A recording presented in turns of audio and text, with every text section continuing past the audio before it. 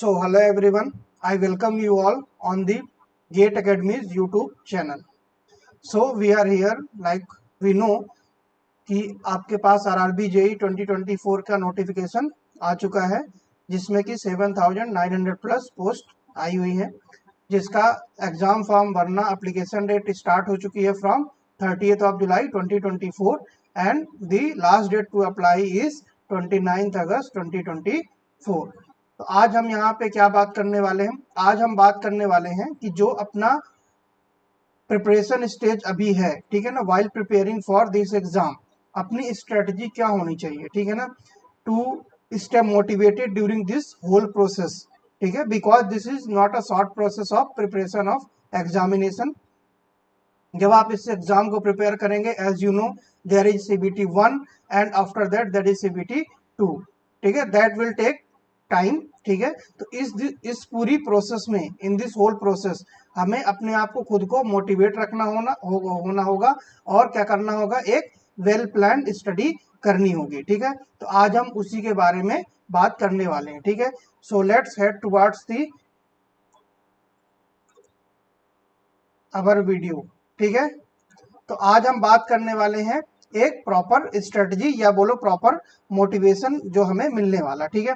तो पहला पॉइंट क्या है इसमें, हमें अपना सेट क्लियर एंड अचीवेबल गोल, ठीक है ना, कि अपना गोल क्या होना चाहिए, क्लियर होना चाहिए, और गोल ऐसा होना चाहिए जिसको हम अचीव कर पाए, ठीक है. कैसा होना चाहिए, जिसे हम अचीव कर पाए, ठीक है. तो इसमें क्या होना चाहिए, गोल्स में हम क्या कर सकते हैं, ठीक है, दो बनाने, ठीक है ना. एक क्या होगा, पहला क्या होगा, लॉन्ग टर्म गोल, ठीक है. फर्स्ट क्या होना चाहिए अपने पास, long term goal, and second is short term goal, ठीक है. तो लॉन्ग टर्म गोल में क्या होगा, लॉन्ग टर्म गोल में हम जिस एग्जाम की प्रिपरेशन कर रहे हैं, ठीक है ना, लाइक हम किसकी प्रिपरेशन कर रहे हैं, अभी RRB JEE की प्रिपरेशन कर रहे हैं, ठीक है. तो हमारा लॉन्ग टर्म गोल क्या होना चाहिए, इस एग्जाम को क्या करना, क्वालिफाई करना, ठीक है, इस एग्जाम को क्वालिफाई करना. एंड जस्ट क्वालिफाई नहीं, जैसे आपका कोई लॉन्ग टर्म गोल ये भी हो सकता है कि हमें जो रैंक लानी है, ठीक है, किसी भी RRB से हमें इस रैंक पे आना है, ठीक है, under 10 under 20 and so on, ठीक है ना, लाइक कि हमें कौन सी रैंक लानी है और कौन सा एग्जाम हमें क्लियर करना, ठीक है. अभी बात हो रही RRB JEE की, दैट्स वाई आपका लॉन्ग टर्म गोल क्या होना चाहिए, RRB JEE को क्वालिफाई करना एंड क्या करना, कोई भी रैंक लाना, किसके अंडर, लाइक अंडर 20 किसी को लाना, अंडर 10 लाना है, ठीक है, या फर्स्ट रैंक लानी है, वो आपका एक लॉन्ग टर्म गोल हो सकता है, ठीक है. अब इस लॉन्ग टर्म गोल को अचीव करने के लिए हमें क्या बनाने होंगे, शॉर्ट टर्म गोल बनाने होंगे, ठीक है. मतलब जो अपना प्रिपरेशन है उसको किसमें ब्रेक करना पड़ेगा, स्मॉलर यूनिट्स में हमें ब्रेक करनी पड़ेगी, ठीक है. लाइक कि जो भी हम नंबर ऑफ चैप्टर्स हमें क्या पढ़ने, ठीक है ना, हर वीक में वीकली हमें कितने टॉपिक पढ़ना है, ठीक है, इस वीकली टॉपिक हमें कितने पढ़ने हैं, कितने चैप्टर पढ़ने हैं, ठीक है, एंड सो ऑन, ठीक है ना. मीन्स कि इस लॉन्ग टर्म गोल को अचीव करने के लिए हमें कुछ शॉर्ट टर्म गोल बनाने पड़ेंगे दैट इज वीकली और डेली, ठीक है. अब सेकेंड पॉइंट क्या आता है, create a structured study plan, ठीक है. हमें उस गोल को अचीव करने के लिए क्या करना पड़ेगा, हमें एक स्ट्रक्चर्ड स्टडी प्लान बनाना पड़ेगा, ठीक है. अब वेल स्ट्रक्चर्ड स्टडी प्लान हमें जरूरी होता है किसी भी एग्जाम को जब हम प्रिपेयर करते हैं, ठीक है. तो इसमें क्या होगा, पहली चीज क्या होगी, फर्स्ट चीज क्या होगा, इसमें हमें स्ट्रक्चर प्लान में क्या पढ़ना पड़ेगा, पहला डेली बनाना पड़ेगा, क्या बनाना पड़ेगा, डेली शेड्यूल, डेली शेड्यूल किसके लिए, प्रिपरेशन के लिए, एंड देन वीकली रिव्यू, ठीक है, वीकली रिव्यू, ठीक है. अब डेली शेड्यूल में क्या होगा, ठीक है, जैसे अगर हम बात करते हैं कि कोई, जैसे RRB JEE की बात करते हैं कि हम प्रिपरेशन कर रहे हैं, ठीक है, तो अपने पास सब्जेक्ट होंगे, ठीक है. CBT 1 में जैसे अपने पास नॉन टेक सब्जेक्ट है, ठीक, जैसे जीके हो गया, साइंस हो गया, जीके हो गया, GS हो गया, ठीक है, FT एंड रीजनिंग हो गया, ठीक है. तो ये सारे सब्जेक्ट्स हैं. तो हमें डेली ब्रेकआउट करना पड़ेगा, डेली शेड्यूल ब्रेकआउट करना पड़ेगा कि हमें कितने समय के लिए जीके पढ़ना है, कितने समय के लिए साइंस पढ़ना है, कितने समय के लिए मैथ पढ़ना है, ठीक है. इस हिसाब से हमें शेड्यूल को ब्रेक करना पड़ेगा, ठीक है. तो डेली जैसे हमने 2 आवर का क्या बना लिया, प्लान बना लिया कि 2 आवर पर सब्जेक्ट, ठीक है. ईच सब्जेक्ट के लिए हमें 2 घंटे डेडिकेट करने हैं, ठीक है।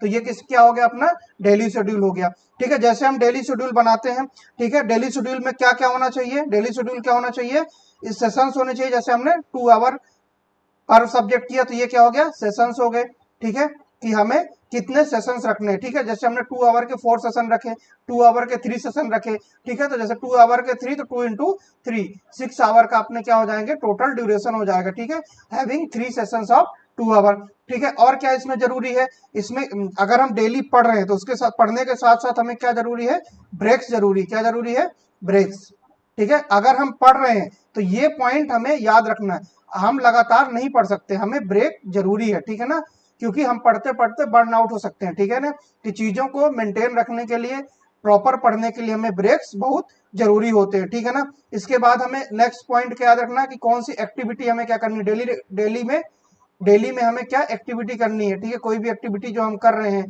ठीक है, वो हमें कब करनी है, सेशंस याद रखना है, ब्रेक्स याद रखना है, और कि कौन कौन सी एक्टिविटी करनी, ठीक है। और ये जो हमने शेड्यूल बनाया है, ठीक है, इसमें हमें स्टिक रहना, ठीक है, स्टिक रहना है जितना कि एज पॉसिबल, जितना पॉसिबल हो सके हमें इसमें स्टिक रहना है, ठीक है।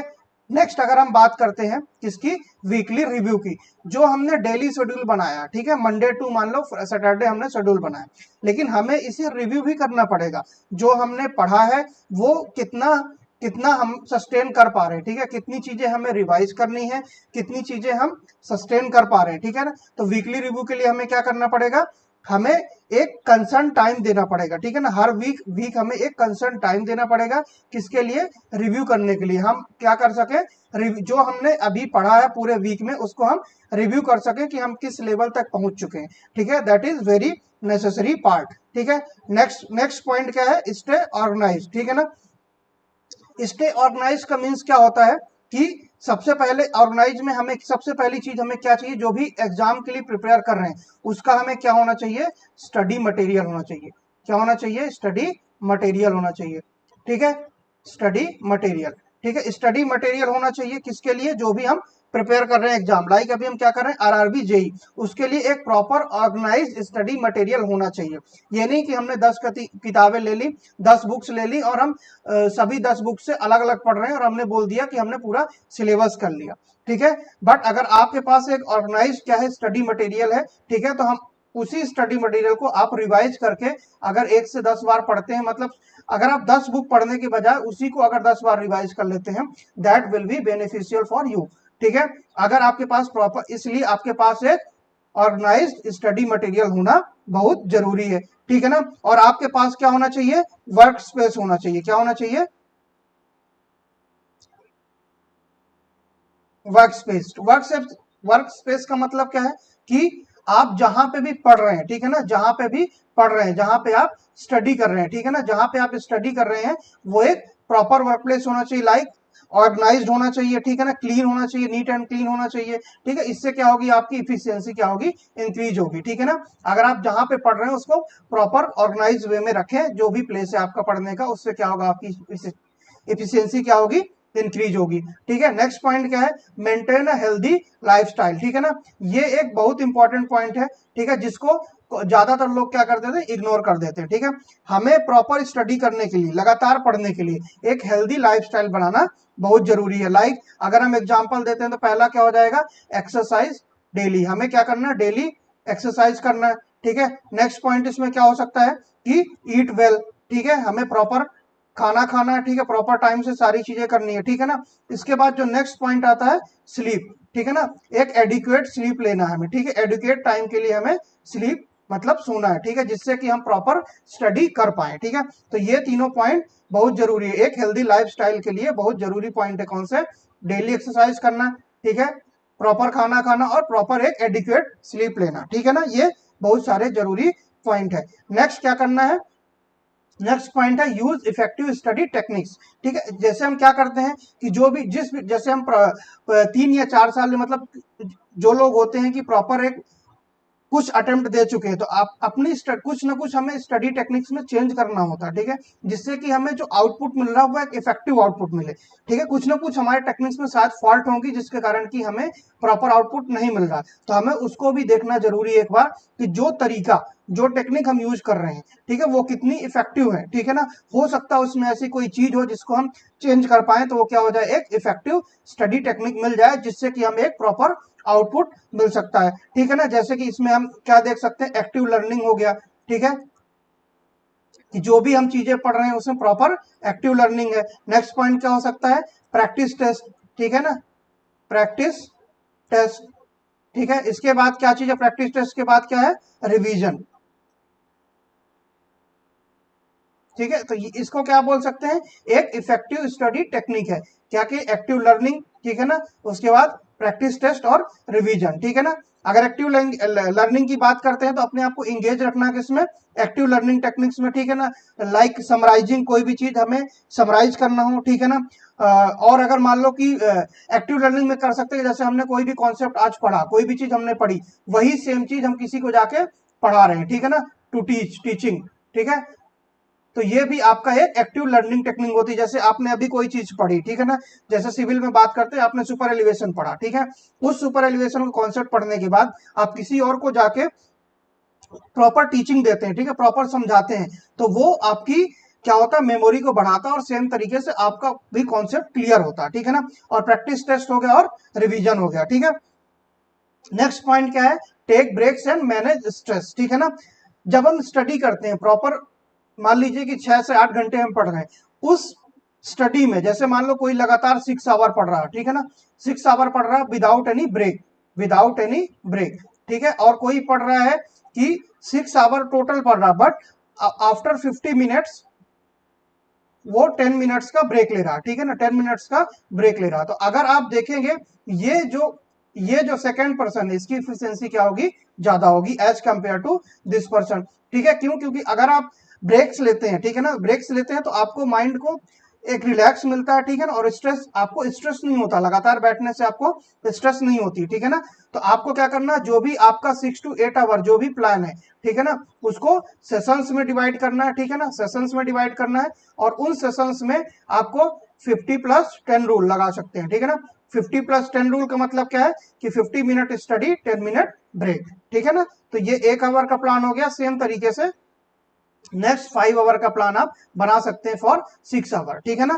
तो breaks are very necessary to manage stress, ठीक है ना।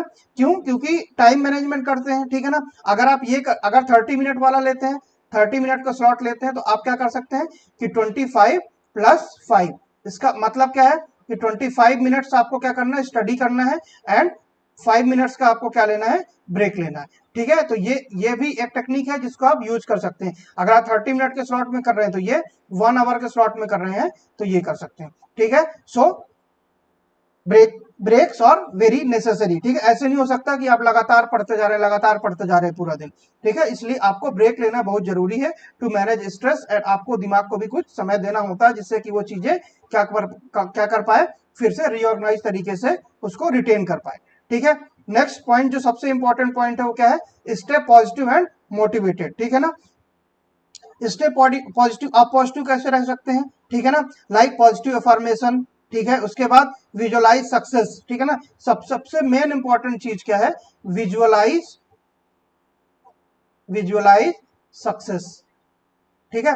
ये कैसे आता है, जैसे आपने अभी कोई भी क्या लिया, लॉन्ग टर्म गोल लिया, ठीक है, कि इस एग्जाम के लिए हमें प्रिपेयर करना, ठीक है। तो आपको क्या विजुअलाइज करना है कि आपका ये एग्जाम निकल चुका है, जिस एग्जाम के लिए प्रिपेयर कर रहे हैं, जिस चीज के लिए प्रिपेयर कर रहे हैं, तो आपको इमेजिन करना है, विजुअलाइज करना है कि आप वहां पे पहुंच चुके हैं, मतलब आप वहां तक जा चुके हैं, आपका एग्जाम निकल चुका है।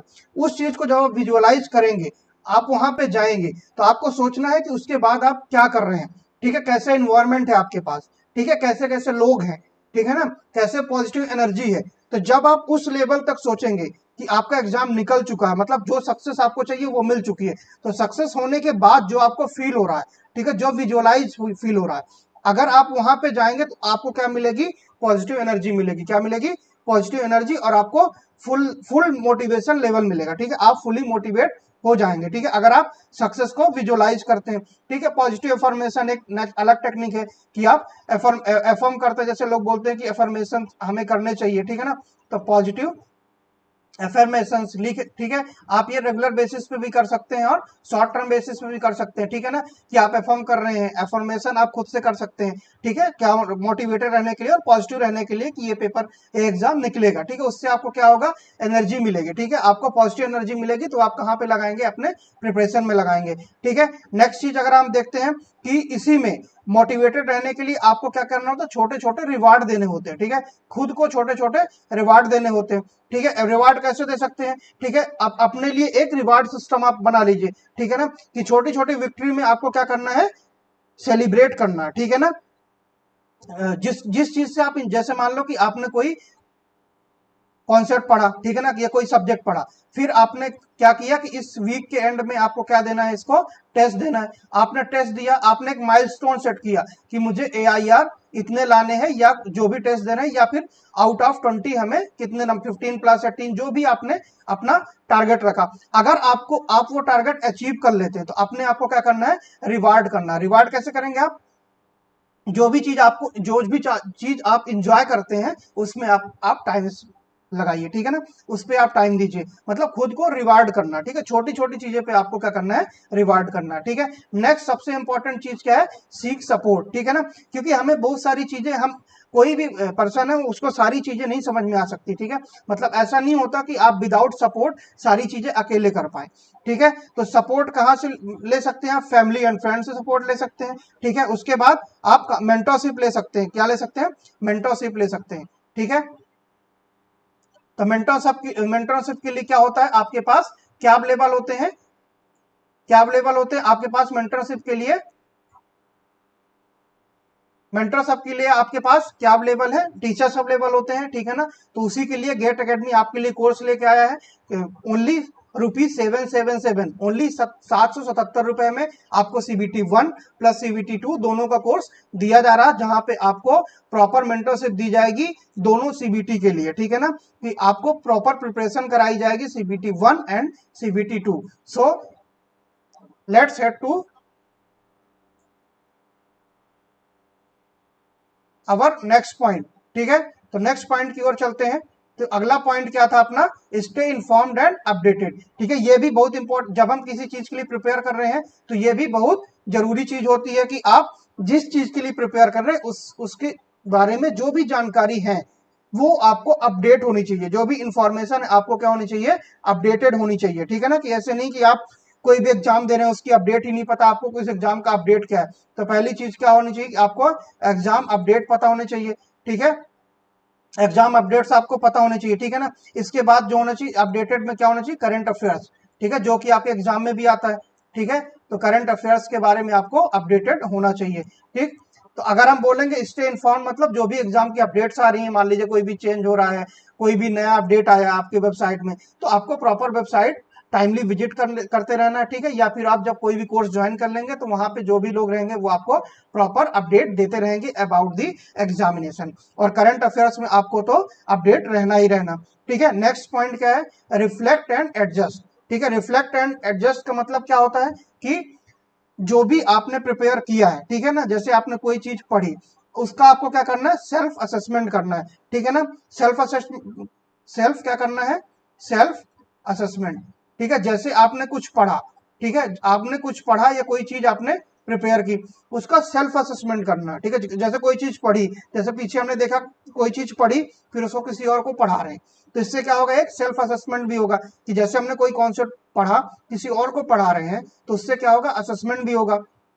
खुद से करना है तो प्रॉपर एक पेन पेपर लेके हम उसको चीज को लिख सकते हैं, या क्वेश्चन जो भी सामने है उसको हम क्वेश्चन को सॉल्व कर सकते हैं without any book, without any help of book, ठीक है। उससे क्या होगा, आपका सेल्फ असेसमेंट होगा, ठीक है ना। उसके बाद क्या क्या हो सकता है, नेक्स्ट क्या है इसमें, स्टे फ्लेक्सिबल। इसका मतलब क्या है, स्टे फ्लेक्सिबल का मतलब क्या है कि जो भी आप स्टडी प्लान अभी आपने बनाया तो वो रिजिड नहीं होना चाहिए, ठीक है ना। क्या क्या होना चाहिए, रिजिड, कोई भी स्टडी प्लान जो आपने बनाया है वो रिजिड नहीं होना चाहिए, ठीक है ना। स्टडी प्लान रिजिड नहीं होना चाहिए, या आप रिजिड नहीं होना चाहिए। जो आपने टाइम बनाया है शेड्यूल उस वो आपका थोड़ा सा फ्लेक्सिबल होना चाहिए, फ्लेक्सिबल इन द सेंस कि you are ready to be change, ठीक है ना, एडजस्ट, एडजस्ट कर सकते हैं आप अपने स्टडी प्लान को, ठीक है। स्ट्रेटजी को भी चेंज कर सकते हैं एज पर द रिक्रूटमेंट। ऐसा नहीं है कि आपने कोई स्ट्रेटजी बनाई है पढ़ने की, आप उसी में रिजिड हैं कि हमें चेंज नहीं होना। बट हमें क्या देखना होता है कि जिस एग्जाम के लिए प्रिपेयर हम कर रहे हैं उसकी डिमांड क्या है, ठीक है। अगर हम उसके हिसाब से चलेंगे तो हमें सक्सेस जरूर मिलेगी। लेकिन इसका मतलब ये नहीं कि हमने कोई स्ट्रेटजी बनाई है, हम बोल रहे हैं हम उसी के हिसाब से चलेंगे, नहीं।